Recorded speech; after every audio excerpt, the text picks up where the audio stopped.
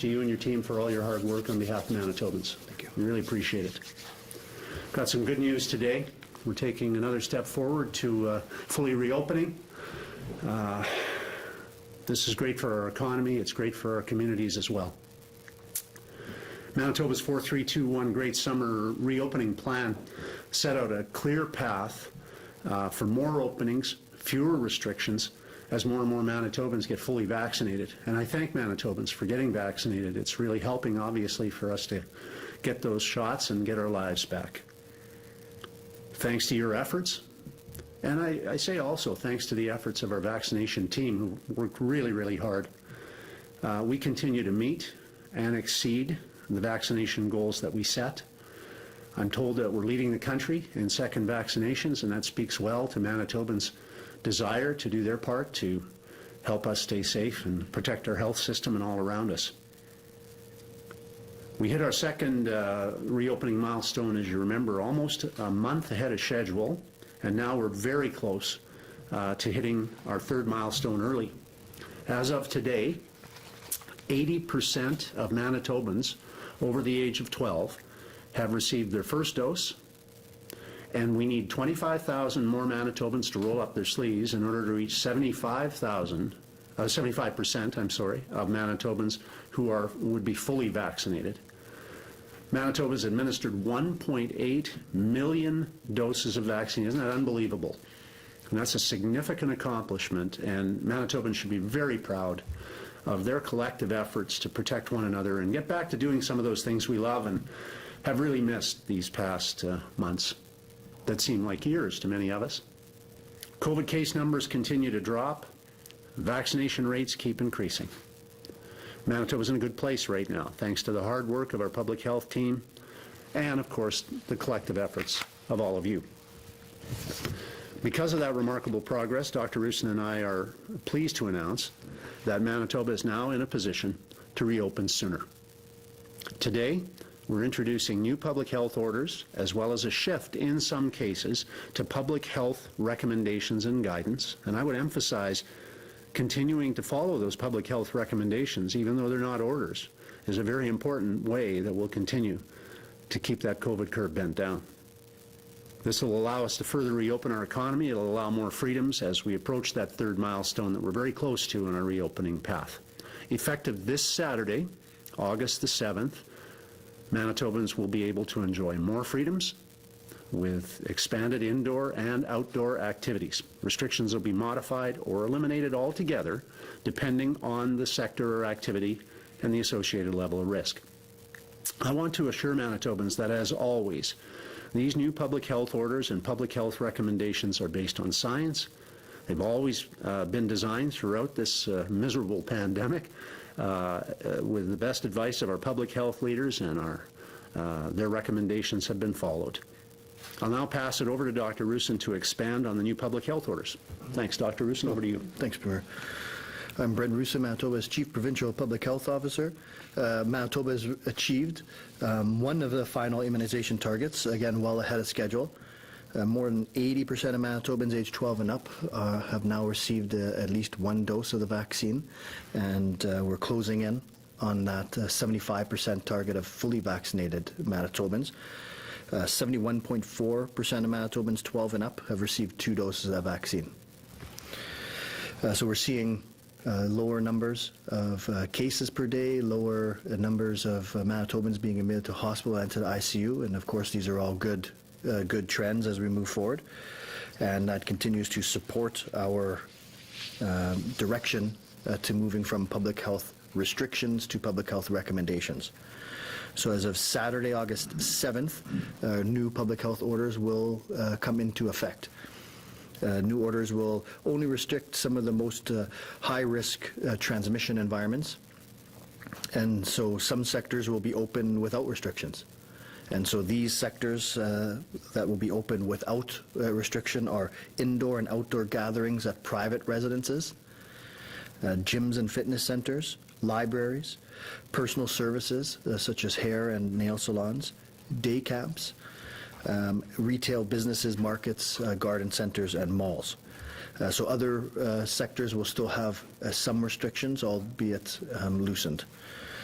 So expanded capacity limits will remain in place for public gatherings, both indoors and outdoors, including larger capacity limits for worship and culture events, such as powwows. Restaurants and bars will no longer need to restrict the size or space between tables, and dining will not be restricted to household or vaccinated individuals. Patrons will still be expected to avoid congregating or socializing between tables. Museums, galleries, and movie theaters will be able to open to 50% capacity, but will no longer be restricted to vaccinated individuals only. Casinos, bingo halls, professional sporting events, horse and auto racing, and concert halls will continue to be limited to vaccinated individuals only.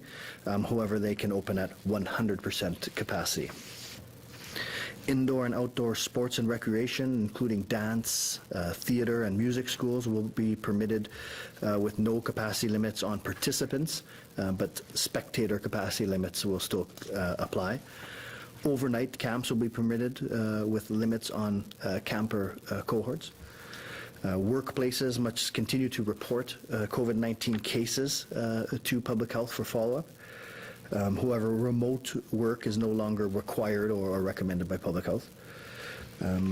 Instead, workplaces will be encouraged to transition to a general communicable disease prevention plan to reduce the risk of workplace transmission of COVID and other respiratory viruses that are very likely to resurge this fall.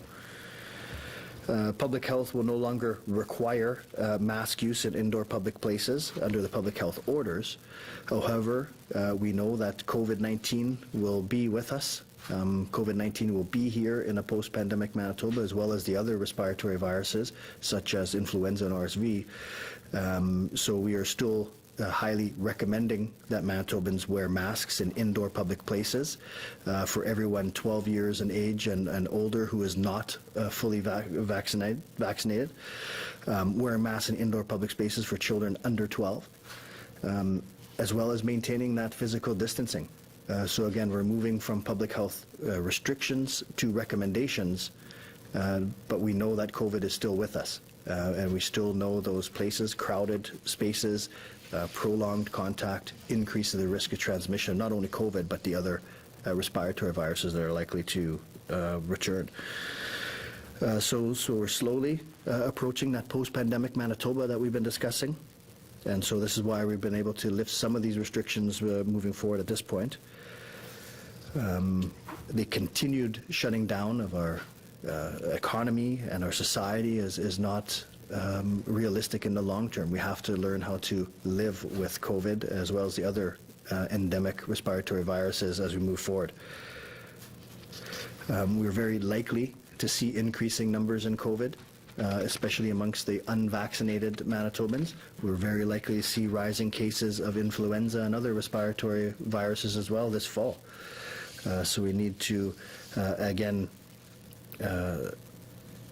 take those public health recommendations to heart and ensure we're all reducing the risk to ourselves and the people around us and to other Manitobans. And so rather looking at daily case numbers, we need to focus more on the severe outcomes such as hospitalizations and death. And this is going to be especially true as we're going to see those predominate in unvaccinated Manitobans.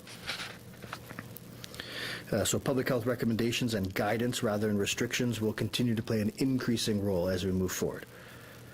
This means that the fundamentals are still here with us. We're still recommending Manitobans follow the fundamentals, but they'll be less and less included in public health orders and more in the guidance that we all need to follow.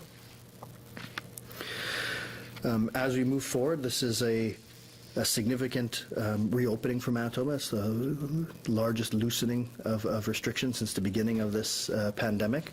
So I still want to remind Manitobans to be patient with others, be kind with others. There'll be people who are more open to the loosening of restrictions than others. Some people may still choose to not take part in crowded events. Some businesses may still require the use of masks. So we should be patient with each other as we move forward. follow those recommendations. And again, businesses, individuals have never needed public health restrictions to protect themselves from COVID. So we still want people to step up, protect themselves, protect their employees, protect their patrons, protect people around them. And so this will take time in this transition to a post-pandemic Manitoba. So be patient with each other, be kind, and again, thanks to Manitobans for putting us in this position to reopen again early. So thanks, and I'm going to pass it back to the Premier. Thanks very much, Dr. Roussin. I also want to say thanks to all Manitobans again for their efforts to not only roll up your sleeve, but your commitment to follow those public health orders that are in place to help bend that COVID curve down, not just now, but for good. Today's good news announcements is one that we want to sustain. We want to keep it going. And it's going to be an exciting week for Gold Eyes fans, going to be an exciting week for Bomber fans. Let's keep it that way and do our very best to follow these public health recommendations now, in some cases, or orders, as some are still to be maintained. We aren't out of the woods yet. We've seen it around the world. A lot of other nations, a lot of other states are having big pushes up in terms of their numbers. We want to avoid that here in Manitoba. So we have moved somewhat cautiously compared to many other jurisdictions. We've got some public health measures that are still required to keep Manitoba's COVID curve down. They're necessary, as we've learned, to protect our hospitals, protect our communities. So as Manitobans, we're going to continue to have, as I know you've heard me say before many times, two really important public health responsibilities. One, get vaccinated, not once but twice. And two, follow those public health orders and recommendations. They're designed to help you protect yourself and others and keep COVID away. The RBC Convention Center super site's offering walk-in vaccines from 9 a.m. to 8 p.m. every day now. Encourage you, if you haven't yet, to go and get vaccinated there. There are many other sites as well. Manitobans who received their first dose by the end of the day yesterday are entered into our first ever Vax to Win lottery for cash prizes and for scholarships. And we will be announcing those winners August 16th at the Lila Super Site. Adults can win up to $100,000 cash. Youth are eligible to win a $75,000 scholarship, and wouldn't that be nice? If you get your second dose honored before September 6th, again September 6th, you'll be in the second draw. We're so close to achieving all of our vaccination milestones, but to reach that Labor Day immunization milestone we set out in our 4-3-2-1 plan, we need 25,000 second dose vaccinations, and I'm confident that we can reach that goal any day now.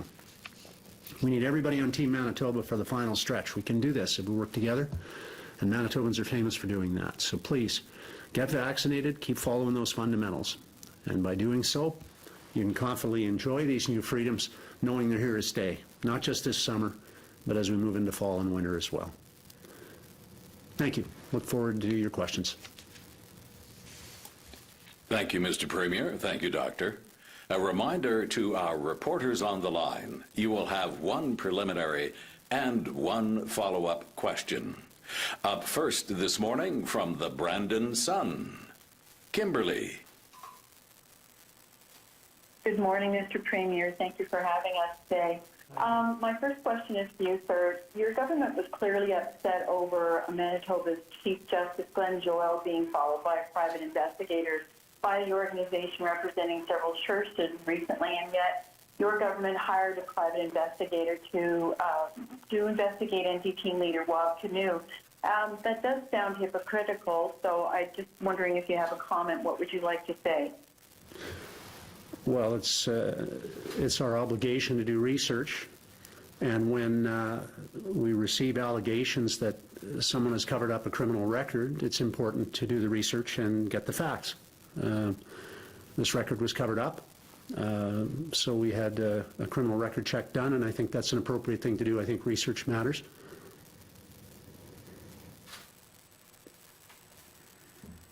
Thank you. My second question is, are there any chances that Manitoba will implement mandatory vaccines, especially to post-secondary staff and students this fall? So at this point, we're still relying on Manitobans to get vaccinated, to get 2 doses, and you can see we've been reaching our targets early. And so the more and more vaccine that's into Manitobans' arms, the better for our chances of avoiding a 4th wave or avoiding the a severe 4th wave. So we want to still encourage Manitobans to get vaccinated. We don't have plans in those areas to mandate vaccine at this point. But certainly, like I said, as we move to public health recommendations from orders, we may see certain businesses or organizations doing things that they feel protects their patrons and employees the most. From CJOB, Alicia. Good morning. Dr. Roussin, can you explain why we are loosening restrictions when Canada's Chief Public Health Officer says we are at the beginning of a Delta-led 4th wave? All around the province, Delta cases are increasing. So can you just explain why we're moving ahead with things like no masks and looser restrictions? Yeah, and so again, each province has to follow the epidemiology in their province. So certainly we might see the beginnings of a 4th wave in certain areas, potentially around the world. But in Manitoba, although we're seeing an increasing proportion of cases of Delta, we're seeing that in the face of declining case numbers and declining test positivity. So Manitobans have stepped up, got vaccinated. We still need more. The 80-75 isn't the end target. We need many more Manitobans to continue to get vaccinated, to delay and to lessen the impacts of a 4th wave that's coming. But right now, Manitoba, we're in the position to further loosen restrictions. And again, moving forward, we'll have to watch our numbers very carefully.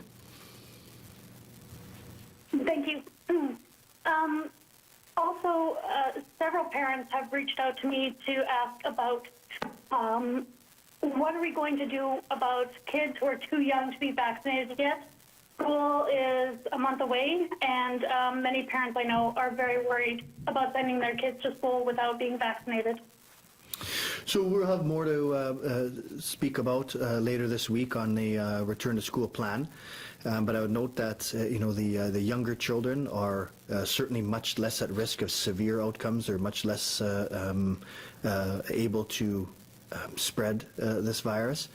So we'll have more detailed plans, but we feel moving forward with our numbers, with the vaccine rates throughout Manitobans, that we'll be able to return to school as normal as possible for this fall. Thank you. From the Winnipeg Sun, Josh. Good morning, Premier and Dr. Roussin. Dr. Roussin, my first question is just looking at the numbers, we're very close to that second level of vaccinations or second goal for second doses. Are you assuming or predicting we'll hit that level of 75% by Saturday, or is just we're kind of on base to hit it sooner rather than later, so we're moving forward now? I'm just trying to clarify where you predict we'll be on Saturday for second doses when these health orders come in. Yeah, if we follow our trends, it's very likely we could hit or be very close to that number by this Saturday. So we felt that it was an appropriate time with these orders expiring on Saturday that we could move to the next level, knowing that if we're not at it, we'll be very, very close. And Premier, one second question. There's been a lot of call for you to address the comments that you made about 3.5 weeks ago, which caused Eileen Clark to resign, and more recently, a few minutes after the new Indigenous Affairs Minister made his comments following the swearing in. Why do you kind of remain silent to this point on those comments? And especially considering today, I believe, the 150th anniversary of the signing of Treaty 1, is there anything that you would like to say or to address those comments and the controversy since then? Yeah, I feel awful about the reaction and the misunderstanding I created with my comments, Josh. I've worked for a long, long time on reconciliation efforts. Before we set up the Truth and Reconciliation Commission, I was proud to be part of the government that did that. So I'm going to issue a statement later today, ask for forgiveness and understanding, and ask that we unite. That was what I was trying to do with my comments, as you remember. I was trying to unite people to build, as our Indigenous people have done for millennia, as our Métis population's done, as our more recent immigrants have done. Try to build together. I think that's what we have the opportunity to do now as a result of the horrible shock that many Canadians are experiencing with the discovery of unmarked graves. And so I'm hopeful we can move forward, and I do apologize for the misunderstanding I caused. Thank you. From CBC Manitoba, Bart. Hi, Dr. Roussin. You said that you're eliminating the mask mandate right now based on the epidemiology in this province.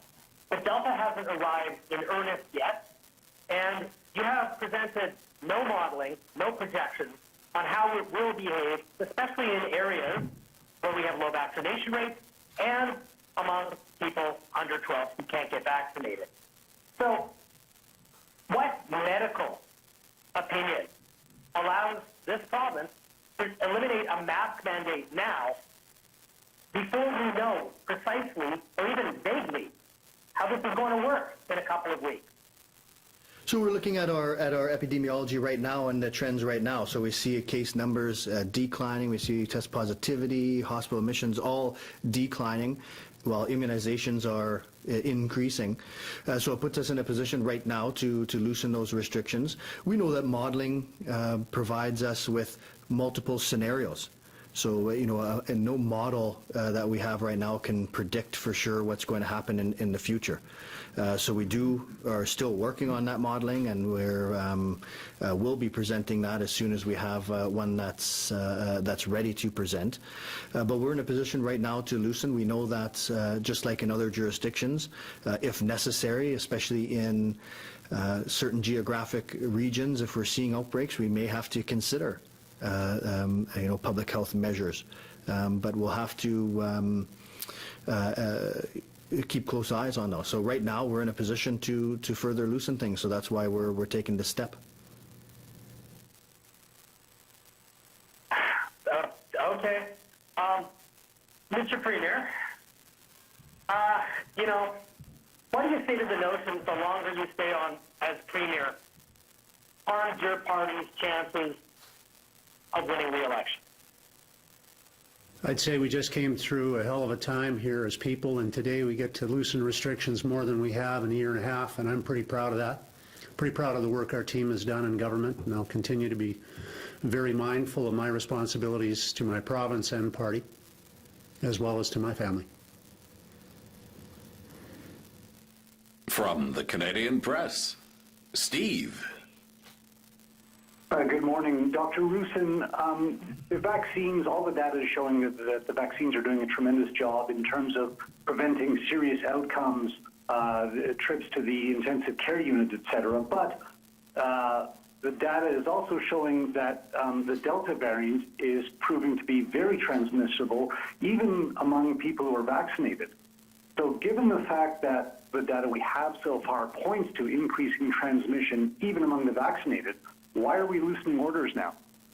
Well, certainly the most important aspect of that is that severe outcomes are much reduced with fully vaccinated individuals, and that's the public health response, the public health restrictions had always been designed at limiting severe outcomes. So hospitalizations, ICU admissions, and of course deaths. We see that just like any vaccine, no vaccine or any medical intervention is 100%.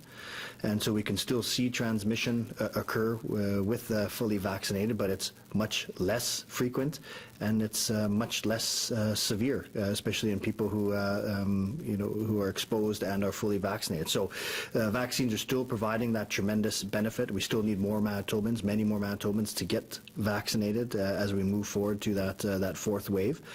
But remember, these restrictions have significant effects as well. So when we're in a position where we are now with declining case numbers, with declining test positivity, declining hospital admissions, where we have 80% of Manitobans, eligible Manitobans now receiving at least one dose, we're in a position to loosen the restrictions that have had such a profound effect. So of course we need to continue to watch things as we move forward. We have to protect the health of Manitobans, but these restrictions also have significant impacts on Manitobans' lives and health. And Premier, your government has been polling very low lately. There's controversy that doesn't seem to be going away over your remarks on Canadian history. Some caucus members have been distancing themselves from your remarks, and you've previously left the door open to leaving office sometime before the next election. Are you considering leaving office in the coming months? 2 points, Steve. One, you'll be among the first to know if that's the decision.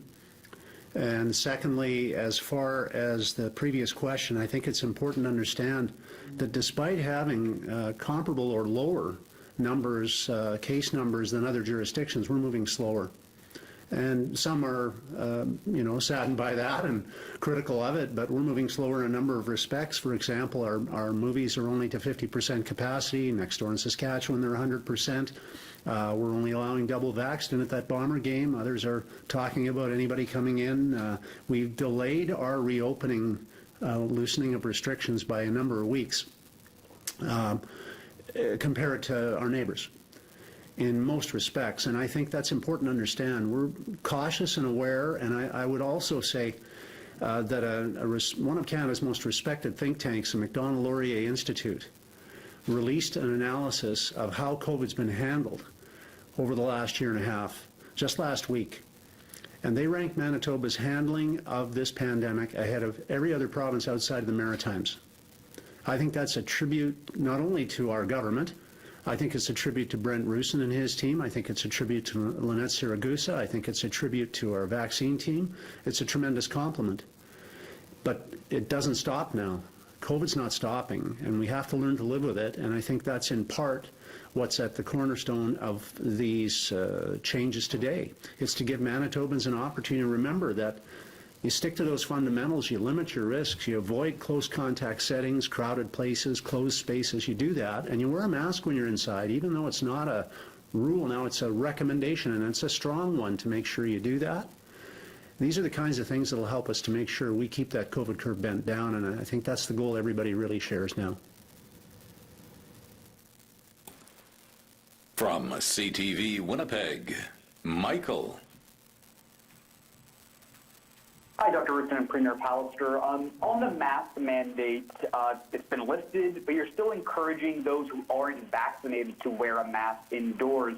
I guess my main question is, do you really expect folks who are not getting the best protection of against the virus to actually wear a mask? And by lifting the mandate, are we not endangering these individuals, especially in the face of the more infectious Delta variant?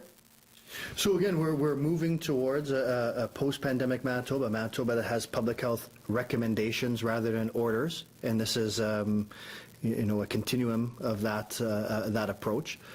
And so individuals are going to have to do some level of a risk assessment for themselves as well on whether they want to wear masks indoors. Certainly it's a strong recommendation, especially those at higher risk, especially those who are unvaccinated. And then again for vaccine. We strongly recommend all eligible Manitobans to get vaccinated as soon as possible, twice. It's the best way to protect themselves and the people around them, as well as decrease our risk for a substantial fourth wave here in Manitoba. So we are making that shift, and we're really going to be relying on Manitobans to continue to step up. And as a follow-up, Premier Pallister, you mentioned how other jurisdictions are reopening at a quicker pace. I'm simply going to mention Alberta. They've basically lifted all restrictions, and yet we're there seeing higher case counts and a spreading virus. I'm wondering, is the province considering travel restrictions on Alberta specifically or on other provinces specifically as they start their reopening and potentially mishandle their reopening? marketing plan? Not at this point in time, Michael, and we hope we don't need them, and we're all of us, I hope, cheering for Albertans too. But it is duly noted that not every jurisdiction has got the same epidemiology, not every jurisdiction is in the same place. We're in a good place right now, and yahoo to that. I think we should all be excited about today, but what'll keep us excited is keeping COVID at bay. And that's the challenge we have going forward. We have to learn how to live with COVID. It's not going to go away.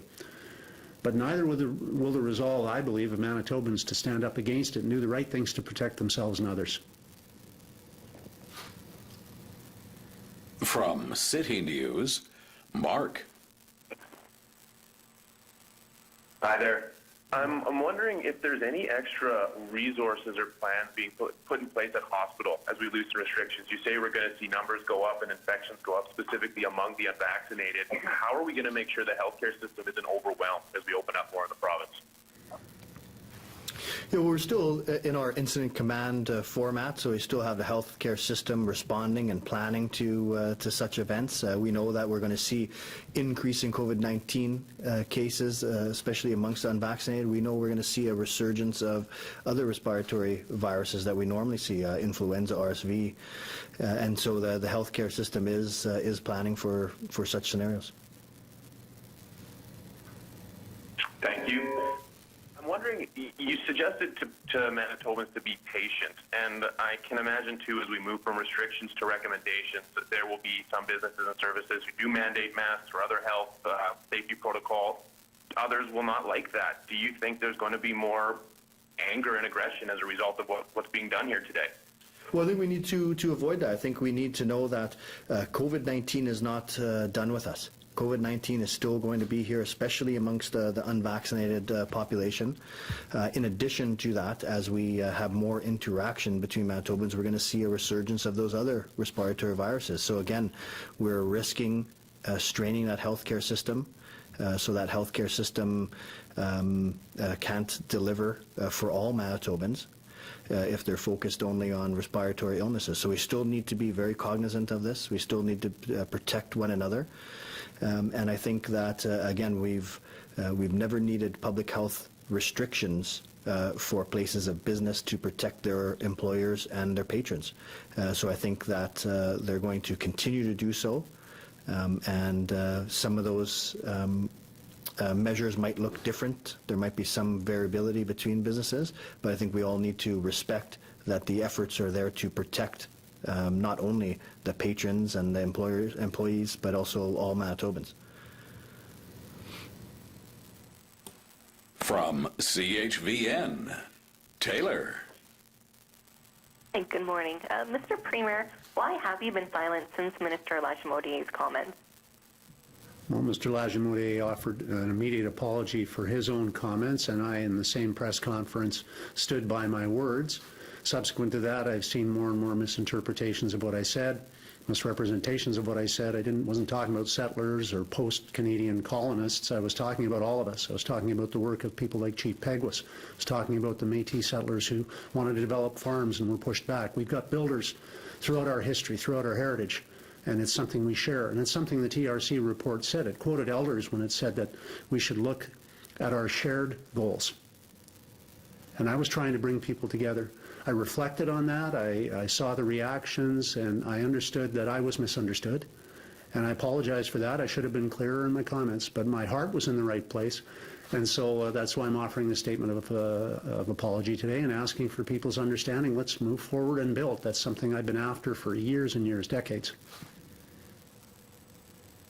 Thanks. And Dr. Roussin, with mask use being up to the business to decide if they want to require it or not, is the same sort of thing going to be allowed for businesses wanting to keep the restrictions regarding fully vaccinated people? So again, this is we're moving towards our public health recommendations, and so businesses are going to have to review the appropriateness of those measures, the acceptability of those measures. So right now we have some recommendations, we still have some orders, but individual businesses are going to have to decide on the appropriateness of additional measures. From the Winnipeg Free Press, Carol. Good morning. Premier, can you talk a bit about why you appointed Alan Logemotier, Indigenous Reconciliation Minister, about what his mandate was, and why didn't you publicly come to his defense when he admitted ignorance about residential schools? Alan's a fine man. He's an accomplished person who's risen from not much to achieve great things in his life, and he is a caring person who understands the challenges in front of him and has faced up to them. He apologized immediately for his comments, misrepresentation around the nature of residential schools. And I stand by him, and I think he will do a wonderful job in that portfolio. He's reached out to everyone involved. He's offered sincere efforts to work together to redeem himself in the minds of some and to prove himself in the minds of others. And I know he'll achieve good things in that portfolio. But Premier, why didn't you come out publicly and defend him? After we haven't heard from you in a couple of weeks. Why didn't you respond right away, stand beside him and say that, he's a fine man and, this is why he's going to be good as Indigenous Reconciliation Minister? Carol, all I can say is that I did my research, and I would encourage the Free Press to continue to do theirs on Wapkaniu and make it public when they find things out rather than covering them up. I think that's important to do. And so I have to say to you, I stand by the quality person that Al Logemotier is. He's never engaged in any criminal activities. He's worked hard all his life. And his record is a matter of public record. And he stood and he apologized for his words, as I am doing today for mine, and the misunderstanding I created. I think that's the honorable and right thing to do. We're both of us very, very focused, as is our entire team, on making sure that we create a Canada where our Indigenous friends and neighbours, our relatives, are not only respected but given equal opportunity to succeed and find their way in life. And that's what we're going to stay focused on. And how do you justify using taxpayer resources for the Executive Council to oversee the plan to dig up dirt on the leader of the official opposition? Carol, a non-disclosed criminal record is hardly the same as digging up dirt. When we had information brought to us about a criminal record that the NDP had covered up and that their leadership candidate, Wapkaniu, had covered up, we didn't take it at face value. We researched it first to make sure that it was factual. And it turned out it was. So Mr. Kaniu covered up his record. It wasn't in his book. It wasn't in any of his previous statements. He ran for public office without disclosing a rather lengthy, over a number of years, interaction with the justice system. It's the obligation of all of us to do our research in political, not just political parties, but I would hope in the media as well, and that's what we did. And I would encourage people who want to enter public life to remember, just as I am reminded frequently, that your life is on display. And I encourage Mr. Kaniu to come clean about any other interactions he may have had with the Justice Department or various criminal activities, because the sooner he wrestles those demons, the sooner forgiveness will come, and that's what I hope for him. Our final reporter this morning from Global News, Brittany. Good morning, Dr. Roussin. If you don't have the modeling data completed yet, and we've seen what's happened in other provinces when they loosened all the restrictions, gotten rid of them, got rid of that mask mandate, why aren't we looking at those provinces and learning from them and seeing these case numbers going up and still loosening our restrictions here? And specifically the one I think a lot of people are looking at is getting rid of that mask mandate. Yeah, so we do look at other jurisdictions quite frequently. We meet frequently with my counterparts in all the provinces. So we are looking at those areas. If we look at our case numbers right now in Manitoba, where they are trending significantly down, all our numbers are good where we need to be. This is a time to loosen restrictions. If we leave restrictions on, thinking that at some point they might increase, we will be in a constant lockdown here. And we know that has significant health impacts as well. So our epidemiology right now supports the further loosening of restrictions. We're of course going to watch things closely. We know that there'll be a resurgence of other respiratory viruses, but we have to accept that these public health restrictions also have health consequences. So when we have an opportunity to loosen them, we should take advantage of that. Thank you. And I'm just wondering, too, with music, we've had a ban on choirs at some point. Church choirs, you still needed to wear a mask in certain areas. Is there going to be any restrictions when it comes to, church choirs, bands, or for music in schools? So we don't have any specific restrictions in that regard. We've limited capacity, say, at churches. The reason to limit capacity means we want that distance between people. So we're still going to have that recommendation. Again, we're lifting the mandate of masks, but in high-risk situations, such as singing, that's something that should be considered to ensure there's significant spacing between people, to have masks on if that can't be done. So again, moving to those recommendations rather than orders. Just to wind it up, thanks to everybody. Manitoba's been invited the opportunity to host the Council of the Federation meetings in October, and so that preparatory work is pretty intense and underway. And also discussions with all the premiers, provincial and territorial, on how we can proceed to push for a better deal for health care, a 35-65% ratio, so the feds actually are offering more support so we can deal with the massive backlog of surgeries and tests, in addition to the growing wait times for other procedures that's resulted from this COVID pandemic, and many of those problems existed prior to that. So this work is going to continue. It's very intense, but it's going to continue. We've been asking the Prime Minister for meetings, but he is, as yet, not available. There's a lot of anticipation of an upcoming federal election, and so I know the Prime Minister is busy and his schedule is full. But nonetheless, healthcare remains one of our top priorities, and so we'll continue to focus on getting a better deal for the country and for the people of Canada on healthcare from the federal government. Thanks, everybody.